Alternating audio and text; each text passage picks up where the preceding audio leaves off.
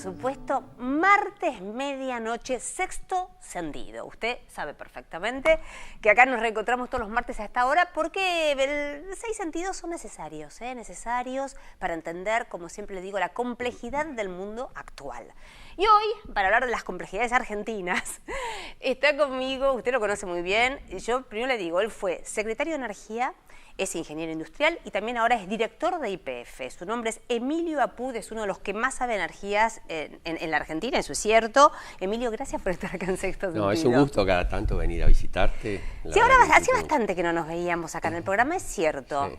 Bueno, lo primero que quiero, Emilio, es que nos recuerdes a todos nosotros, con respecto al tema energético, ¿qué pasó en los últimos años en el país? Porque está bueno que uno entienda, y más en una complejidad tan grande como es toda la matriz energética, ¿no? Que nosotros lo vemos después, bueno, en que si falta el gas, pero la luz. Pero quiero que me cuentes cómo terminó de estar en el 2015 la matriz energética. Bueno, ha habido un vaciamiento muy grande durante la época kirchnerista del sector, porque se transfirieron recursos del sector energético a la población para que la población esté contenta y después vote al que tomó la medida, ¿no? Es una cosa de manual del populismo. ¿Cómo se hizo eso? Primero, congelando las tarifas en un contexto inflacionario de muchísimo, ¿no? O sea, en 10 años fueron más del 1000%, las tarifas siempre igual, de gas y de electricidad. Y con los productos, que es la energía que generás, el petróleo que sacás de la tierra y el gas, hicieron lo mismo. Pusieron el pie encima de los productores de gas y le dijeron, bueno, el gas vale $1,5 el millón de BTU. ¿Fue así tan discrecional como vos lo estás contando? Sí, como que se puso un número cuyo objetivo, decís, de verdad fue que el consumidor pagara todo muy barato, de verdad. Pero estábamos todos contentos y la nafta la pagamos mucho más barata que en cualquier otro país. La electricidad venían también. Los uruguayos, venían los paraguayos a cargar acá. Sí. ¿Pero por qué fue? Porque el precio del barril internacional estaba en un promedio durante esos 10 años de $80. Sí. Acá viene Moreno y dice, no, acá vamos a pagar 42, porque se le ocurrió a él, o 45, ¿sí? ¿Por qué? Para favorecer, qué sé yo, el tanque de nafta de los usuarios, esas Sí. macanas que decían. Entonces, ¿qué hizo el petrolero? Si yo soy un petrolero y tengo una renta a fin de año, en vez de reinvertir en la Argentina me pagan $45 el barril, me voy a Perú que me pagan 80. Claro. Es así de elemental. Sí. Y en gas, bueno, en gas trato de hacer lo menos posible. ¿Qué se logró con eso? Durante los 13 años, desde 2002 hasta el 2015, hubo una caída de las reservas de gas. Tenemos la mitad del gas disponible que hace 13 años. Y la producción cayó, tanto de petróleo como del gas. Entonces, de ser un país exportador, pasamos a ser un país importador. De ser un país que no tenía cortes de electricidad ni tenía problemas de gas, pasamos a tener estos cortes que fueron lamentables por la gente y las industrias padeciéndolo. Entonces, ¿ahora en qué encontramos? Un sector descapitalizado, hay que volver a capitalizarlo y desde mi punto de vista, y creo que coincide el gobierno con esto, hay que tratar que el sector privado haga la inversión, no la haga el Estado con el riesgo que significa. El Estado tiene que no meterse en inversiones de riesgo, para eso están los privados y para eso tienen su renta, ¿no? El Estado está para la salud, para la educación, para la seguridad, para todas esas cosas que el sector privado no puede. Ahora, a ver, varias cosas, Emilio, que se me ocurren. Lo primero, para terminar de que quede todo esto clarificado. Acá hubo, sí, un aumento muy fuerte de tarifas. Sí. En su momento hubo quejas, porque, bueno, es lógico, uno como consumidor te acostumbran a que todo es, digamos, hay cosas que son baratas y vos no querés. Después decís, ¿qué pasó? A pesar de que la mayoría de la gente, con un mínimo de sentido común, te decía, qué increíble que yo pago más el abono del cable que la tarifa de luz. Eso, viste, vos lo escuchabas, con lo cual había una autoconciencia de que eso se tenía que cambiar. Pero pregunto, ¿esa actualización de tarifas fue suficiente? ¿Fue mucha, demasiado? ¿Se aumentó o todavía? ¿Cómo lo ves? Había que aumentarlas y hubo distintos criterios, ¿no? Unos decían de golpe y otros decían paulatinamente. Primó el criterio de hacerlo paulatinamente, encima agravado porque se metió la Corte, ¿no? a atender amparos que se hicieron, y eso nos costó la friolera de $13.500 millones durante 2015 por no poder haber aplicado ni un poquito... 2016. En el 2016, sí. Perdón, sí. de no haber podido hacer el aumento, aunque sea de una tercera parte. Durante 2016 fue prácticamente nada. Ahora, déjame que te haga una pequeña corrección. No es que haya habido un aumento de tarifas, sino una actualización. Actualización. A ver si puedo explicarlo con un ejemplo. Mira, vos en el 2003, todo lo que te daba la tarifa, suponete que era 100, sí, ¿no? Cubría todos los costos, los impuestos, etcétera.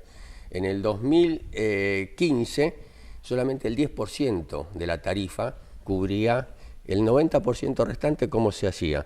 Un 50% con subsidios. Subsidios del Estado, ¿sí? Claro. Y el otro 40% lo padecíamos nosotros con servicios malos, porque no se invertía en cables, no se invertía en generación, no se invertía en nada, ¿no? Entonces fue un mal negocio. Lo que pasa es que los argentinos somos un poco como el avestruz, ¿no? Bueno, no va bien, mira, vamos para otro lado, que pase lo que sea.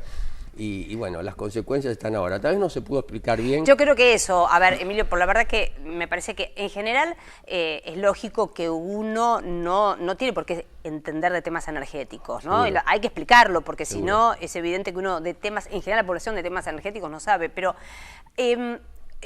¿por qué? Vos ya lo explicaste, pero quiero volver a... Hay una cosa muy a contramano, ¿no? En el resto del mundo, cuando el precio del petróleo sube, aumentan las naftas. Y cuando el precio del petróleo baja, bajan las naftas. Acá se dio en los últimos años exactamente al revés.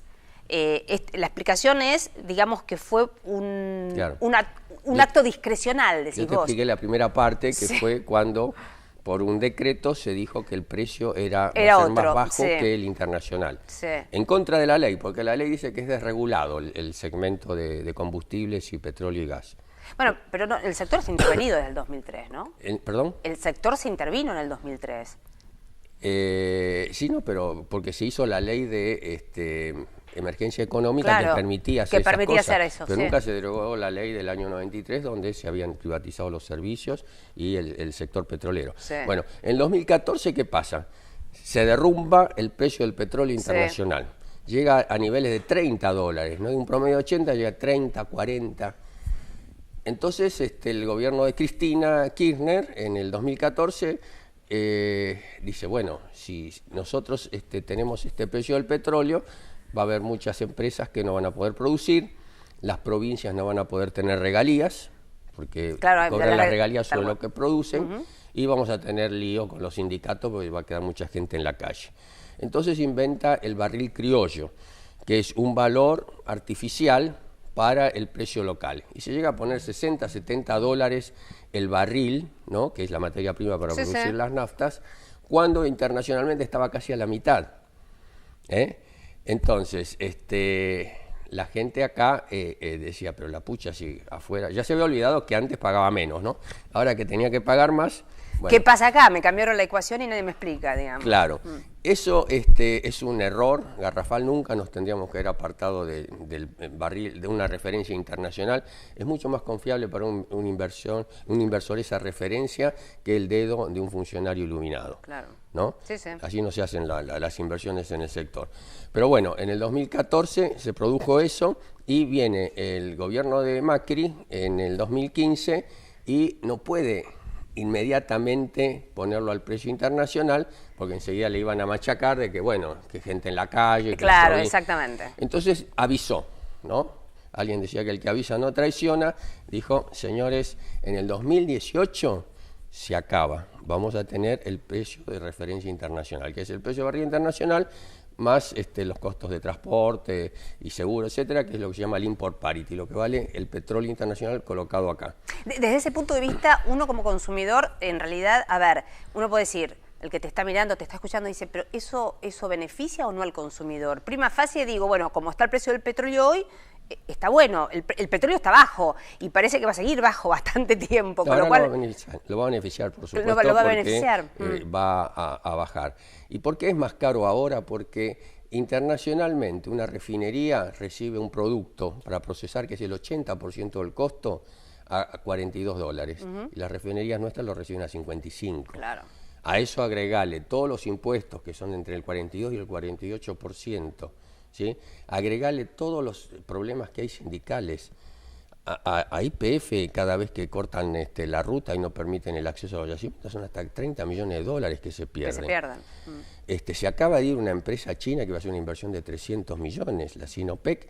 ¿Por qué? Porque los tipos se asustaron, ¿no? Vinieron los sindicalistas y no dejaron salir de donde estaban, ahí en el norte de Santa Cruz. Después está el tema de las demandas de los pueblos originarios de Chile, ¿no? Que también vienen con reclamos que encarecen todo esto. Ahora, es una picardía que no se actúe sobre eso rápidamente. Se está haciendo bastante, pero tenemos una gran oportunidad que es Vaca Muerta. Bueno, a eso voy a ir, quiero ir a eso, pero en el próximo bloque, porque todo el mundo ya sabe, a ver, todo el mundo conoce el título, Vaca Muerta, pero poco se conoce qué es lo que realmente eso significa para la Argentina y cuál es el futuro de los combustibles fósiles, ¿no? Porque creo que ahí vos tenés una idea muy interesante para el próximo bloque, dale. Ok.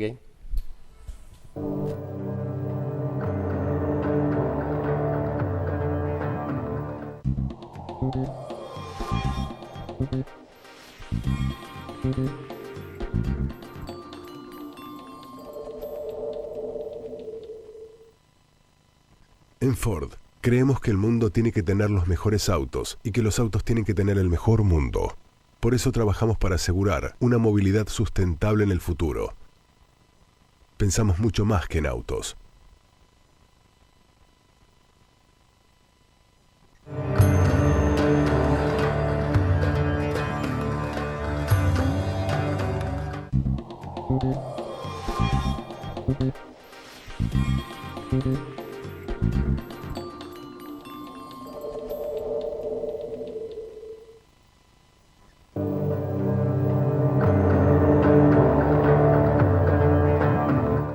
Sigo acá con el ingeniero Emilio Apud. Emilio quedó del bloque anterior.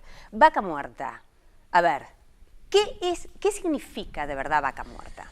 Bueno, la mayoría no tiene conocimientos geológicos ni mineros, ¿no? Pero para que se imaginen, es una superficie como la de Bélgica, Ajá. El país Bélgica, Sí.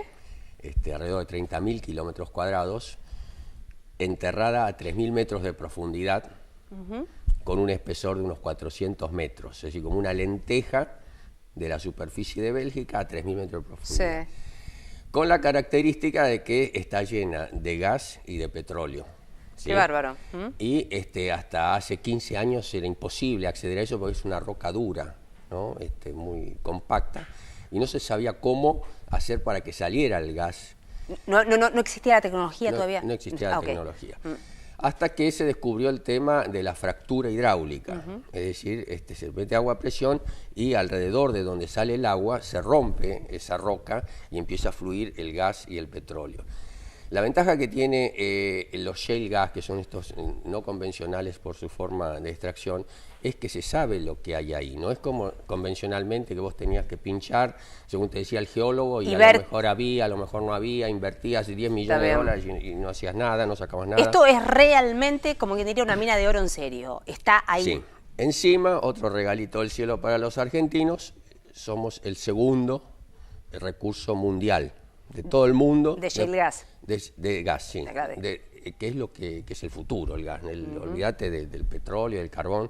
El futuro hasta que se acabe, ¿no? Bueno, pues después hablamos de eso. Sí. Entonces, se llega con una perforación hasta los 3.000 metros y después se busca el punto más adecuado dentro del espesor de la roca para avanzar 3.000 metros. Vos pensá, 30 cuadras para abajo y 30 cuadras horizontales. Es una flor de inversión. Por más que, digamos, Claro. a ver, digo, es una inversión muy segura desde el punto de vista de que sabes lo que hay, pero es caro. Pero claro, imagino que debe ser muy caro, ¿no? A nosotros en YPF nos estaba saliendo hace 2 años 17 millones de dólares, una perforación horizontal de no más de 1.000 metros. Mira vos. De avance horizontal. Ahora estamos en 8 millones, o sea, bajamos a menos de la mitad y estamos llegando a 3.000 metros donde se obtienen grandes rendimientos. ¿Qué significa para la Argentina, Emilio, esto? Si se explota, si se logra explotar todo, ¿qué va a significar? Va a significar que vamos a pasar a ser un país exportador de primer nivel de gas. Qué bárbaro, mira vos. ¿Sí? Porque lo que hay ahí en Vaca Muerta solamente, no en todo el país, en Vaca Muerta solamente son, para redondear, unos 560 TCF. Bueno, para que la gente entienda, TCF es una unidad de volumen que son trillones de pies cúbicos. ¿Sí? Ahora, bueno, ¿qué son 560 trillones de pies cúbicos? Imagino, como dirían los chicos, un montón de gas. Bueno, no, verdaderamente, para ¿no? que tengan una idea, Sí. Argentina, que es un país que consume mucho gas, ¿Cuánto el consume? 50%, 1,8 por año. Bueno, o sea que tenés de verdad para exportar y ser de nuevo... Tenés para 300 años. O sea, podés ser de verdad una potencia, o sea, seríamos potencia mundial en eso. Absolutamente, y sobre todo porque se viene la era del gas, que no va a durar mucho, va a durar 30 o 40 años, y después se va a acabar con el resto de los fósiles. Ajá. Ya hay una decisión mundial política, ¿no?, que ha decidido que vamos a las renovables, que no se quiere usar más fósiles por cómo agrava el tema del calentamiento global. Y bueno, y como decía yo el otro día en esa nota, por suerte la mayoría de los países que deciden en esto, ¿no?, sobre todo desde el punto de vista del consumo, son democracias o en vías de serlo. En el caso de China en algún momento va a serlo. Y entonces los dirigentes, los políticos hacen lo que la gente les dice. La gente está convencida de que es nocivo para la tierra, ¿no? Sí. Entonces, como ahora las tecnologías están bajando muchos costos para la solar, para la eólica, para los vientos, incluso para el nuclear, que es una energía limpia, y se está avanzando mucho en investigaciones sobre hidrógeno, etcétera, y acumuladores, ¿no? Porque hay que recordarle a la gente que es lindo el molino de viento o las eólicas y el solar, pero funciona cuando hay viento o cuando hay sol, cuando no hay, no. Claro, desde ese punto de vista no son tal vez no son recursos energéticos tan perfectos, ¿no? Son intermitentes, y vos tenés que tener un backup, un respaldo para cuando no hay. Porque incluso, perdón, uniéndolo con el cambio climático, vos por ahí decís, bueno, la lógica es la solar es en el norte argentino y la eólica en el sur. Si el cambio climático continúa con tanta locura, ¿qué pasa si el día de mañana en el norte que tenías tanto sol, tenés menos sol, por decirlo de alguna manera, o menos, sí, ¿no? Bueno, van a salir otras soluciones. Sí. Yo creo que tenemos variedad y cantidad de recursos energéticos. Pero volviendo a Vaca Muerta, Emilio, ¿cuáles son las características que se necesitan para que los inversores, imagino, estás hablando fundamentalmente de inversores extranjeros o nacionales también que pueden estar en Vaca Muerta, ¿qué características se necesita para poder empezar a hacer todas esas inversiones justamente? Este gobierno ha decidido, y con buen criterio, ir hacia los precios internacionales. Es decir, si los precios internacionales bajan, fenómeno, vamos a tener costos bajos, precios bajos, y si suben, vamos a tener precios altos. Es decir, la gente que está escuchando ahora, fenómeno, va a bajar si está abajo de 50, pero supongamos que se lleva a 100, nos vamos a tener que aguantar. Claro, sí, si son las reglas del juego, son las reglas del juego. Claro. Para desarrollar el gas de Vaca Muerta en plenitud, hacen falta arriba de 15.000 millones de dólares por año. ¿Por año? Para invertir en los próximos 25 o 30 años. ¿Sí? Eso implica un conglomerado de empresas, ¿no? Sí, por supuesto. Claro. Por supuesto. Nosotros, YPF tiene 1/3 de la superficie de Vaca Muerta, 13.000 kilómetros cuadrados aproximadamente. El resto lo tienen otras empresas, lo tiene la provincia es la autoridad, ¿no? La dueña. Claro. Y la forma de que atraer inversores es que empecemos a portarnos bien políticamente. ¿Por qué? Porque... A ver, explícalo eso, explícalo. Hemos hecho muchas macanas en el pasado, Karina, vos lo sabes bien, y eso se exacerbó en los últimos 12 años. Sí. No se pagaban cuentas, no se cumplían fallos de tribunales, no se respetaban las leyes, bueno, un montón de cosas. Porque el recurso es buenísimo. El otro día estuvo un dirigente de... Halliburton creo que era, y dijo, después de Estados Unidos... Es una gran empresa americana, petrolera americana, de servicios. Después de Estados Unidos, Argentina es lo más atractivo que hay en el mundo para comercialmente sacar shale gas, ¿no? Sí, es impresionante. Bueno, entonces el recurso es magnífico. Argentina es magnífica porque no tiene ningún conflicto, ¿no? No tiene problemas étnicos, raciales, religiosos, no tiene guerras, no tiene... ¿no?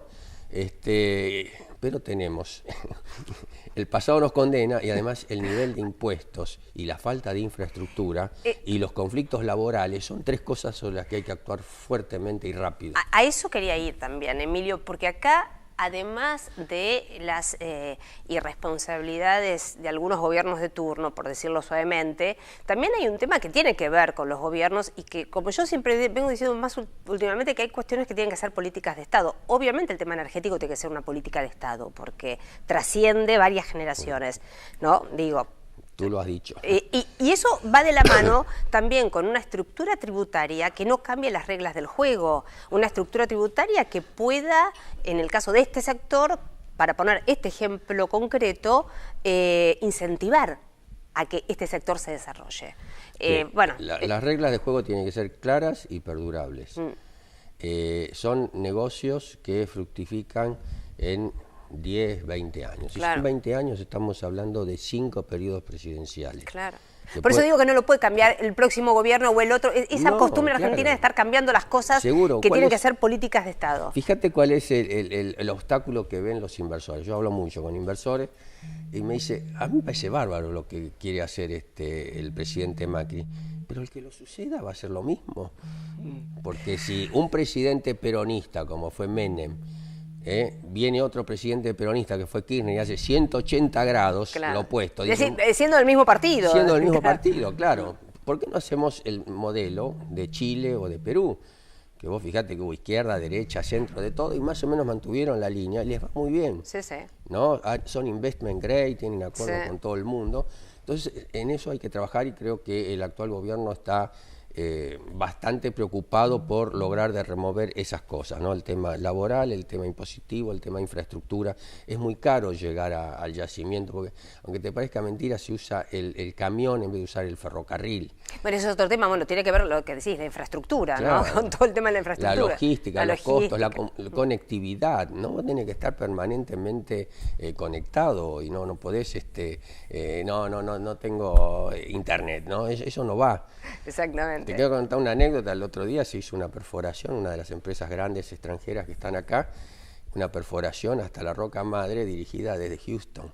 Ah, mira vos, mira vos. O sea que la tecnología es bárbara. Sí. Y la gente que hay ahí, los muchachos son todos treintañeros, ingenieros especialistas en eso, sin egoísmos, ¿no? O sea, se intercambian información, el de Shell con el de YPF, con el de Chevron, con el de... Y eso es una gran cosa, ¿no? Se está generando una masa crítica que ojalá que venga gente a poner dinero, porque va a ser un éxito, ¿no? No, me quedo con eso, lo que dijiste como concepto, ¿no? Que podemos llegar a ser potencia mundial en la exportación de gas. Qué bárbaro, la verdad, fantástico. Ojalá. Ojalá. Emilio, como siempre, un placer que estés acá. Lo mismo para mí. Clarísimo. Y qué tema, es un tema árido, que lo explica también. Yo me reencuentro el martes que viene, no se olvide, con pragmatismo y optimismo. El futuro es hoy. Chau.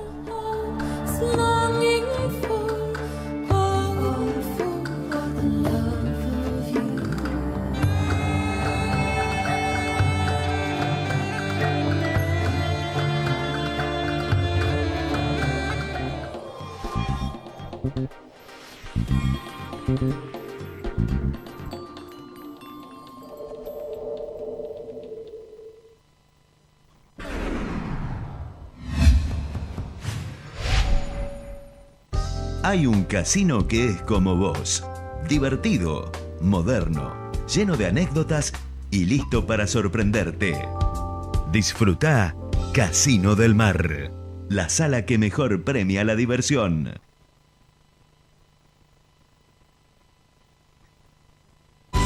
En la Ciudad Autónoma de Buenos Aires, vivir mejor es ley.